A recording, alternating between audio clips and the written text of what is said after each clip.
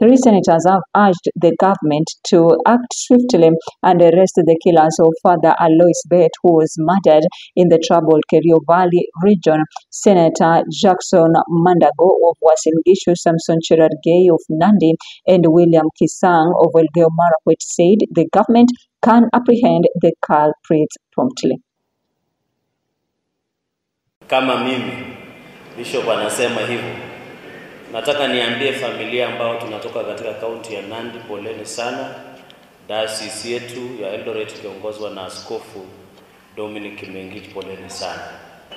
Nafikiri pigo hili imetupata. Na mimi Bishop, as you know, I'm privileged that I have raised and mentored a number of priests. So I know what it goes to have a priest to serve.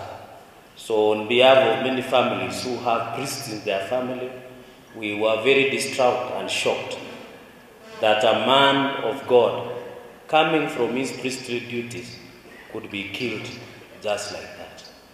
It may take long to accept, but Bishop, uendelee kutuombea na Mungu ataweza kutusaidia. Ya mwisho, mimi nataka niseme ya kwamba what happened is domestic terrorism kule Kerio Valley. Na mimi nataka niseme ya kwamba kama viongozi, na nimeweka tuliketi katika bunge la Senate, tumeambia National Security and Defense Committee washughulikie hiyo investigation. Bishop, our questions are simple. It is, why was Father Alois killed? For what reason?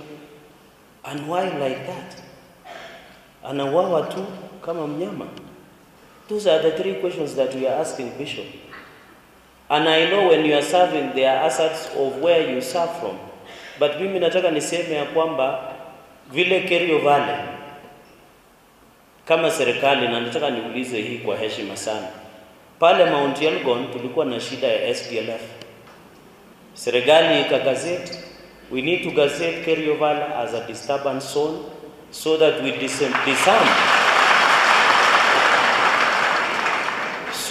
disarm and flush out criminals that are within the community.